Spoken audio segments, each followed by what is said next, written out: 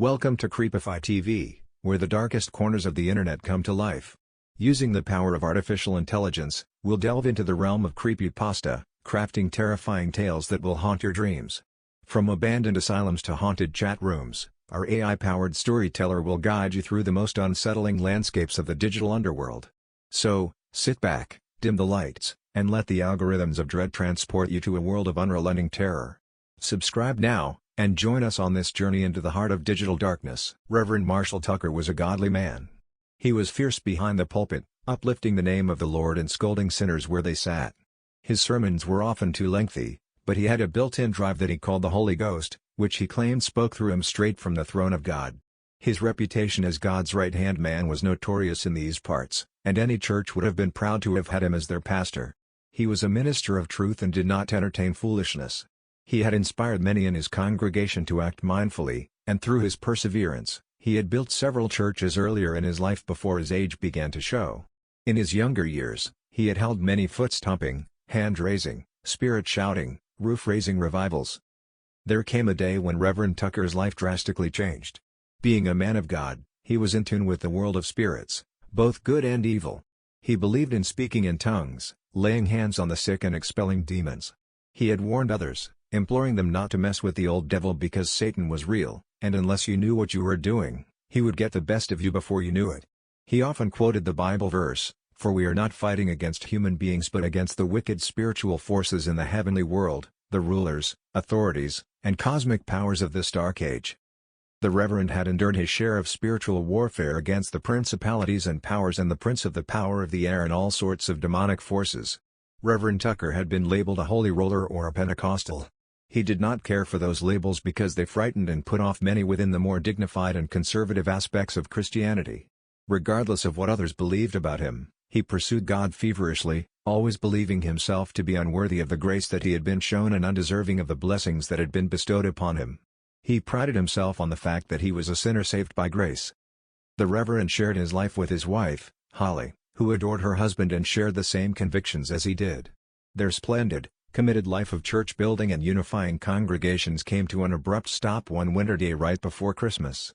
Instead of joy and goodwill toward man, their world was turned upside down and rocked by a series of unexplainable events. Initially, the day began as any other day, with a light breakfast and coffee followed by their morning devotional, where they would read Bible scripture and briefly discuss what they had read. Afterward, the Reverend decided to tend to some matters in the garage, mainly organizing his tools, which he had recently used but not stowed away properly, and Holly had an entire day of house cleaning that she was going to occupy herself with. Reverend Tucker was alone in his garage, placing tools back in their allotted places. An unfamiliar sound piqued his curiosity and drew his interest away from the job at hand.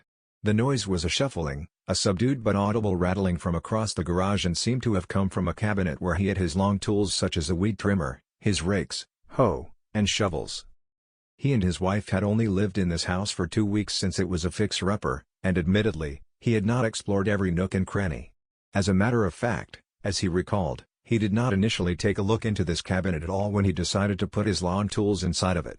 He never would have noticed a den or nest of birds, mice, or rats, but then again, he wasn't looking for any such thing. Now, he wished he had been more conscientious when he had moved things into the garage. There came upon him an irresistible desire to investigate the sound. Any other time under the same circumstances, he would not have bothered to look unless it had repeated the dull, muted, clanging noise. But, on this occasion, there was an ever-growing conviction in him not to brush this off as a fluke. It could have been a simple thing, such as something related to a rat possibly scampering about. He had trapped a couple of rats that had nested in the garage before. Where there was one rat, you could be assured there were likely to be a dozen more. He considered that it could be the force of gravity taking hold of an improperly secured shovel, and that over time the tool had slipped from its hook. Stirred with peculiar motivations, the Reverend went directly to the cabinet. The door was locked, but the Reverend had the key somewhere on his multi-key ring, which he kept attached to his belt. After a bit of fumbling about, unable to immediately locate the correct key, he had the key secured between his thumb and forefinger. The key was tight, and slipping it into the allotted slot took some effort. He made a mental note to oil the lock and went to twist the key clockwise when another more clamorous sound resonated from inside the wooden upright box. He held off twisting the key in the lock and reflexively took a step back and gave it a good listen. He was convinced that there was something alive inside the cabinet, and being the case, he held off on his inquiry and glanced around for any sort of defensive weapon. He was somewhat experienced when it came to woodland creatures, and he knew that if spooked, some could deliver a powerfully painful bite. He was about to become impatient and enter a place angels might fear to tread. Now was not the time to be hurried or impulsive. This would call for some reflection before he proceeded. On the one hand, he had the bravery and impudence simply to swing open the door and deal with the consequences, but on the other hand, after running some unfavorable scenarios through his head, he opted to find a hammer as a backup plan just in case if what was ever lurking and diligently rummaging about might see him as a threat and attack him there on the spot. He struggled with extremely vague intimidations because he could not imagine what was prowling around uninvited in the cabinet. He listened closer. Differentially, he leaned his ear up to the wooden door. He was slightly enticed to lay his ear on the door itself but reasoned he was close enough. Whatever had prompted him thus far was no longer stirring inside. He found himself holding his breath when something jostled inside again. This gave him some positive reinforcement and a clear incentive to move forward and complete the turning of the key. It was a bold move on his part because he was about to initiate contact with the unknown. His curiosity was burning bright inside of him, so much so that he felt he might explode unless he was able to appease and placate the situation reasonably with pure logic. The lock snapped open, and he gently eased the door back on tired, squeaky hinges.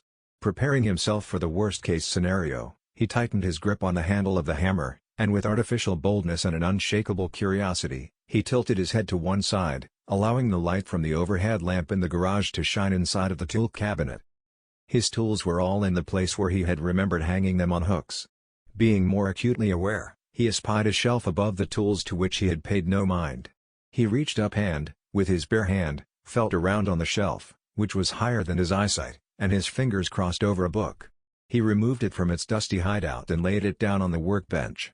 The book was not thick, it had a brown leather binding, and its spine was soft and limp.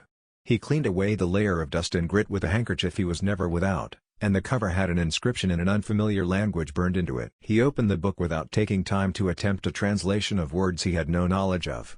Inside the first page was a hand-drawn image of a man with the head of a jackal. There was more text which, by his surmise, might be Egyptian. He had never studied Latin but could recognize Latin when he saw it, and this was not Latin. As he casually flipped through pages, he recognized Egyptian symbols, cemetery plots, temples, and many symbols that one might expect to see in a museum. Intrigued, mainly due to its age, he carried the book with him into the house to show Holly what he had found. Holly was repulsed by the book and told him she felt evil resonating from it and was not comfortable having it in the house. "Just for a little while, then I will take it back to the garage. I want to see if I can research it and find out what it is and where it came from. It might be worth some money," Reverend Tucker said. "I am telling you there is something dark about it. I do not want to be around it," Holly emphatically protested. "I am going out to the garden. When I come back in, you better have your research done. It gives me the creeps," she said as she left the room, visibly irritated. Reverend Tucker was not the type of man who would normally delve into the macabre, however, he had never seen such a book as this one. He brought the book with him into his study, and he placed it on his reading desk, where he did his Bible studies before ministering. Being a non-denominational preacher meant that, along with his faith, he also had some superstitious safeguards built into his beliefs for divine protection. He laid a hand upon the book and prayed that God would protect him from the evil if evil did, in fact, exist within its parchment paper. He asked God to give him wisdom, knowledge, and righteous insight so that he could read the book and understand its mysteries. The major thing that the good Reverend failed to pray about is the unspeakable drawing of fear that comes with opening up a universe of the unknown. This form of fear cannot be so easily managed and repelled after it has sunk its baited hooks into the weakness of the flesh. Flesh and blood cannot discern such depths of depravity, and the more the book unveiled itself to the Reverend, the more it shared unspeakable, damnable revelations to his heart. Regardless of the deep blackness that it bore, it was strangely voluptuous and alluring even to the saintly man. The Reverend had always prided himself on his ability to resist temptation and to shun evil. It was improbable for such a spirit-filled man to become seduced by even the hint of mysteriousness associated with the occult and demonic forces. Through the use of the internet and some deep searches, Reverend Tucker managed to extract certain words from this ancient book. Words such as necropolis, which, as far as he could understand, had something to do with cemeteries, and some character named Anubis who appeared as some type of funeral director. The language was nearly impenetrable, and the text was thick with lettering that he had no schooling in. He knew he was out of his league and needed someone who was versed in Egyptian studies to guide him through this written account.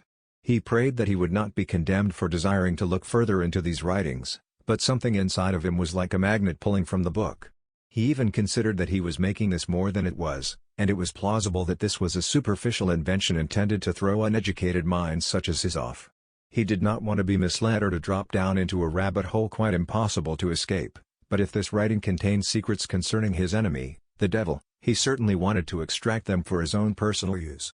As a man who kept himself immersed in spiritual warfare, Reverend Tucker was convinced that this cryptic book might add to his esoteric arsenal of the arcane metaphysical and undetermined supernatural. There was, however, one aspect of the book that did not coincide nor correlate with the Egyptian theme of the text and illustrations. On the very last page, someone had crudely drawn a diagram of a Ouija board. Another oddity was that there were flecked stains on this page that were most likely blood. This in itself led him to believe that someone else other than the originator had been in possession of the book and possibly had delved into mystic layers, attempting to unlock the secrets. It made no sense that he had found it in the most impractical place. Realizing that he could go no further in his research, he opted to phone a colleague from ages ago who had been delivered from the occult and set his path toward biblical matters. Glenn Michael Sherrod had been invested in the occult for years when he had what he described as his Silas experience, and he was confronted by a great light that caused him to instantly denounce his former association with wickedness and embrace a new life of love and forgiveness. Reverend Tucker had been ministering in a small country church when Glenn stumbled in one day, and the rest is history. Glenn was happy to hear from Reverend Tucker and agreed to visit him right away. Glenn warned the Reverend not to open the book again until he arrived. His warning was more of an admonition and sounded severe. Shortly thereafter, Holly entered the Reverend's study. The Reverend had the book in plain sight upon his writing desk. The Reverend himself had stepped out. Holly timidly approached the desk, her eyes fixed on the book. She became angry, seeing that her husband had not properly disposed of the book as she had requested he do. At first, her reluctance to go near the book was strong. As the fearful feeling subsided, however, she walked to the back of the desk and peered down at its cover with much reservation. The longer she stared down at the cover, the more her concern grew, but at the same time, as this bout of apprehensiveness swelled in her chest, there was a temptation to touch the book. She shook her head as if to say no, while at the same time, her hand with a pointed index finger was nudging forward toward the cover. Something unstoppable was occurring spontaneously without deliberation. Her finger brushed the cover of the book. Something unseen awakened in the room as her finger grazed the cover ever so softly and, in enveloping suffocation, clamped down upon Holly in so much that she found it impossible to resist.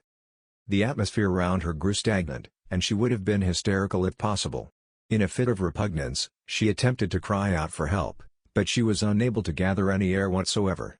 With intuitive regret, which came too late to prevent this unexplainable occurrence, her fight-or-flight response came too late. She closed her eyes in utter loneliness, believing this may be for the very last time. Unable to spur herself along, her sheer desperation sank into a hopeless refrain and unendurable, inescapable dread. Reverend Tucker answered the door after hearing the bell chime.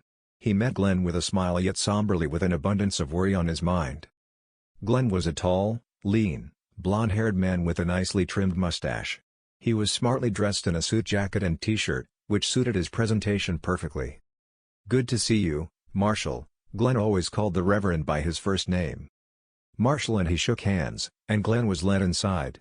He followed the Reverend nearly wordlessly to the study, where Glenn immediately sensed something strange in the air.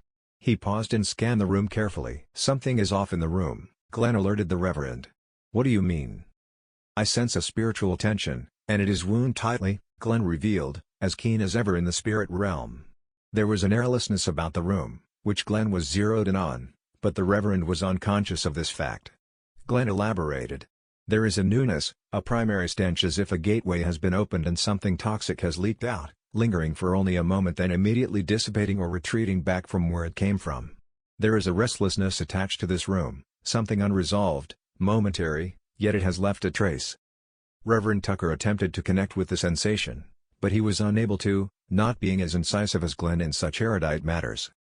This kind of stillness often presages something far greater, whether it is intrinsically good or truly bad. There is expectancy within this silence, a mounting fascination that I recognize and, in the past, had grown accustomed to.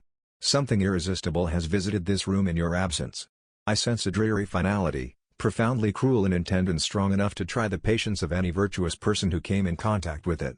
Glenn's words frightened the Reverend. Glenn approached the book, which rested in the exact place where it had been left. Glenn took a close look at the cover. "I take it you have handled the book with your bare hands?" Glenn asked. "Yes, was that a bad thing?" asked the Reverend. "I do not wish to sound like a smart aleck, but, no, you should have not touched the book." "Is it bad?" Reverend Tucker asked. Glenn's next question sent shivers up both their spines. "Where is your wife? Where is Holly?" The Reverend turned as white as a ghost and, in a frantic search, began to call out her name and searched each room in a fury of breathless distress. Seeing how frazzled the Reverend had become, Glenn eventually reached out to him, taking him firmly by the shoulders and bringing him back from delirium with some words of encouragement. "Nothing is eternally lost just because you do not see it. We must be smart and figure out where to look." Once the Reverend's fervid emotions cooled slightly, his temporary insupportable breakdown resolved itself, and he began thinking more clearly, ready to receive instructions. "Tell me, what can I do?" Glenn reached into his suit jacket and withdrew from deep pockets a pair of gloves. With gloved hands, he opened the book and began to probe its indiscernible message. The book obviously evinced strong emotions within Glenn, as evidenced by his ever-changing facial expressions. "This is profoundly disturbing, Marshall. I believe your wife has been subjected to the powers of these pages. I cannot be sure, but she is not here, and the book is transparent as far as who can lay hands on it. This misfortune may not be permanent. The book is subscribed to defend itself through incantations, and if a spell, so to speak, is not carried out, the book reacts. You were safe because it appears the book lay dormant for some time, and you were the first to touch it in a long while, thus, the book recognized you as the proper bearer of its pages." The Reverend did not want to know the whys, he only wanted to know how to reverse whatever had happened to his wife. "Certainly, I will do what I can, but you will need to do as I say and follow my lead without question," Glenn instructed. "There is a power in this house that is giving the book its ability to be animated. It could be a charm or an amulet, practically anything tangible. Do you know of anything else in the home peculiar or out of place? You know, like something that does not belong?" Glenn knew he was grasping at straws, but these were desperate times. The Reverend racked his brain, trying to recall anything in the house that just did not fit, and then it dawned on him like a divine revelation. The carpet in the guest bedroom. It is the only room with a carpet. All of the other floors are hardwood. "Bring me a carpenter's knife and a hammer if you have one handy," Glenn asked. The Reverend retrieved these items promptly from his kitchen, and the two proceeded to the spare bedroom. Once there, Glenn began to cut and tear the carpet from the floor, lifting it and pulling it with all of his might. The Reverend joined in, and what was revealed stirred a profound discomfort in both men. As the image began to reveal itself, it did not take but a few brief moments before they instantaneously recognized the image below their feet carved and burned into the hardwood flooring. Below their feet was none other than a giant Ouija crafted lustrously on the floor, designed with amazing script. With his mouth gapped open, the words spilled from his tongue, "What in the devil is this?" The Reverend was mortified. "This is a gate, and the book is the key, and I believe your wife has opened the gate and inadvertently has let herself in," Glenn said. The canvas on which they stood was resultantly chilling, to say the least, a spectacle or malevolent foreboding. Its polyurethane finish only enhanced the astonishing, demonic perversity. "This was used for nefarious deeds. You can be sure of that," Glenn said as he now was upon the palms of his hands and knees, feeling the texture of the magnificent beguiling work. It was a staggering art piece yet caused the Reverend to shudder, clinging ever more tightly to his faith and calling on the name of Jesus Christ in the face of the danger that broadly encompassed every corner of the room. "Have you ever seen anything like this?" the Reverend asked. "When I was in the occult serving as a high priest, I had a throne made for myself in which I evoked countless evil spirits to dominate and to possess it. I realized after some time that it was not the inanimate object of the chair that they were taking control of, but rather it was me that they possessed.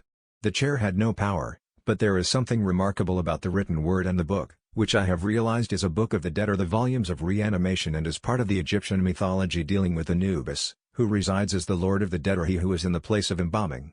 As conductor of souls, his job is primarily with the funerary cult, and the dead are in his care." The Reverend's look of concern caused Glenn to backtrack a step, and he said, "Listen, Marshall. Your wife, unless she has experienced a physical death, is most likely in oblivion, much like purgatory. She has stepped beyond the veil, but she is not in utter darkness, she is only in a shadow. We can still reach her. Do not fret. Apply your faith. The Reverend reminded himself of a biblical promise, I can do all things through Christ that strengthens me. Indeed, that is the Spirit, my brother.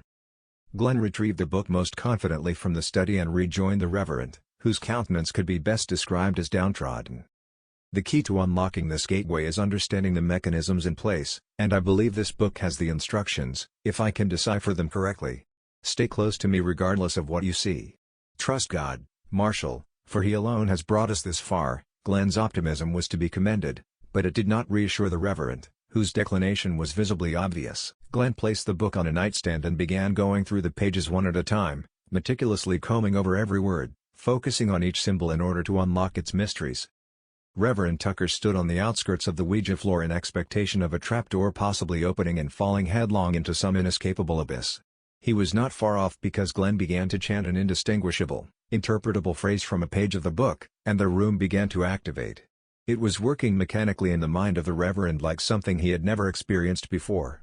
It reminded him of a room at the funhouse at the carnival when he was a kid, with optical illusions and moving walls with mirrors. Holly, he cried out in a desperate attempt to make a connection, but no answer came back his way. Maybe he expected at least an echo, but his words fell flat. Do not give up, Marshall. She will be able to hear you. I am convinced of that, Glenn encouraged him. Reverend Tucker commenced repeating her name with urgency, crying out with longing convictions to his wife. If not for the exhortation and mentoring of Glenn, he would have become despondent, and his faith would have failed him. Glenn was a pillar of strength in this time of need. Pieces of the floor, the lettering A through Z, and the numbers, 0 through 9, began to move and shift and slide into different places, aligning themselves by seemingly invisible hands into perceptual patterns and then in unknown variables interchanging in intricate motifs and formulas nearly in a state of flux, with the unstable adaptions, swapping back and forth, altering up and down, switching places at random until aligning themselves in an act of consolidation with one last lurch, as if balancing on a tightrope dangling over hell's mighty blaze until reorienting into readable words. Who dares to open the gate? 6, 6, 6. At the top of the Ouija was an all-seeing eye carving, burned and etched in black. The eye began to glow with crimson, blood-red colors and puffs of blue latent smoke issuing from non-existent pipes like chimneys, funneling, billowing, with choking conduits of nimbostratus ambience which shadowed the room in gathering shapes resembling faces. Thunderstruck, Glenn gasped, and the Reverend exclaimed, God Almighty! This was entirely unexpected and unbelievable. Neither of the men could have predicted this. The floor began to melt like some homogeneous membrane too thin to walk upon. A buzzing filled the air like the makers of summer honey, a vibration like that of quivering leaves on a quaking aspen. A raw taste of wormwood filled their mouths, a bitter gall from the hyssop that wetted the Savior's dry, thirsty lips. Their mouths puckered from the nearly interminable foulness of a quinine substance rising from below. Before their eyes was a wretched scene beyond comprehension, too awful to behold upon the threshing floor of separation and judgment. Below them, amidst an imperceptible broth of fiery revenue of engulfing red-hot flames, brimming with rejection and destruction, were desperate mothers and daughters, despondent fathers and sons in an illusion of inscrutable acts of devilish charm and vanity ever inviting so terrifying and bizarre without explanation it could not be real. Melting fiery streams burning like guttering wax tortuously in the labyrinth lay siege upon their ear canals in a torrent of fueled glowing liquid, which flowed into the lining and membranes of their scalded brains. Do you see her? Glenn was forced to yell because of the tumultuous noise of the infernal tremor. The Reverend was embarrassed to cast glances upon the mob scene, only functioning at a subsistent degree. Stumbling close to the edge where the Ouija had opened up, the Reverend balanced himself firmly against the resonation that climbed up his legs. He scanned the malicious pit of abomination and blasphemy to see the writhing damned oblivious to his presence. He prayed to God that Holly would make herself seen. Drafts of what appeared to be human blood oozed from the walls. The stirring mass confusion was a scene of Tartarian chaos and frantic hopelessness. The struggle of condemned, censured humanity, horrible caricatures only, were lost to the netherworld was more than overwhelming and despairing. Not one person looked up. They looked like raw red meat squashed together in smothering restraint, bound by the stupefying dilemma of confinement. The Reverend assumed that they could not see out of their encased darkness, and blackness was their torment, their sentence, along with the flames. Merciful God, what do we do? The Reverend fretfully cried out anxiously, unable to find Holly in the clamoring multitude below them. His theology had flown right out the window, which left him in sinking sand, Faith-wise. Quixotic doubt rose in the man of God, so much so that he believed he had failed his wife even before truly trying to find her. He thought that surely this was sheer hell and that finding Holly was impossible. Not a substratum of probability could sustain his faith. Glenn pointed and caught the Reverend's attention. He had seen the lone person who was looking upward. He had not seen Holly in quite some time, but if this solitary woman was not Holly, Glenn was determined to rescue her anyhow. The Reverend confirmed Glenn's notion. "It is her." The Reverend shouted out, "Heaven help us!" Conscientiously, both the Reverend and Glenn lay on their stomachs and reached down in the swirling sea of bodies, resisting the urge to give in to their physiology of fear. They could feel the cold of lifeless corpse hands trying to cling onto this lifeline. They were forced to pull loose and shake off the anguished souls to reach Holly's extended hand. She wept with tears and climbed upward in a mighty struggle to be rescued. The vexing scene was heartbreaking and harrowing in that everything was demented, haunting and painful to view. Holly stretched as far as she could, extending her arm and flexing her fingers upward until the Reverend latched onto her. Glenn assisted by keeping the Reverend from being dragged into the cavity below. There was more horror than anyone could digest. As far-fetched as this tale may sound, the men triumphantly conducted a remarkable, impossible rescue that day. Holly was nearly inconsolable, bewildered, and disconsolate. She remained hysterical for some time, battling the illness until doctors medicated her and restored her composure, returning her to a functional, placid state of mind. She never spoke of the experience to anyone, nor did she blame her husband for leaving the book unattended in the study. She was able to attenuate the nightmare by dedicating herself more to the church and charity events. Her emergence from self-isolation brought her instantaneously back to the land of the living. The Reverend and Glenn spoke privately about the memorable experience of what they had suffered through. Neither believed that they had got a real glimpse into a place called hell. They did not know what the illusion was or even where Holly had actually been. Both men would have to re-evaluate their life and their personal missions in order to move on from the devastating mental shock of it all. They made several futile attempts to burn the devilish book that had elicited the accursed series of events, but its pages would not burn. They also failed to tear them out or to cut the book into pieces with any sort of tool. The book appeared to be not of this world and was indestructible.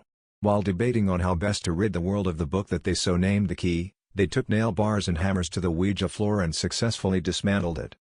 Making a large pile with the flooring out back behind the house, they were successful in setting it ablaze. The wood was dry, the fire was extremely hot, and through an immense thermal degradation, the wood was released into the atmosphere, just a plume of smoke, and drifted away with the wind. Glenn gathered the char and ash of what remained. He promised to take it to the river, where he would dispose of it. There was some debate on what should happen to the book. Neither had a true understanding of how the book worked, but they both agreed that it was a key of some kind. The flooring which the Reverend had replaced right away had been a gateway, and although the gateway had been utterly taken out of existence, there was no way to know for certain if the creator of the foul thing had built others. The book was not safe even by itself. Because they had discovered no way to annihilate it, the Reverend had called the local archdiocese to see if they might be interested in securing it away from the public. The Reverend had no affiliation with the Roman Catholic Church whatsoever and had badmouthed them openly in the past from his pulpit, but he had to humble himself in that he was out of his league here. What he thought he knew about Satan, demons, hell and evil in general did not compare to the actuality of facing the authentic terror from beyond the grave.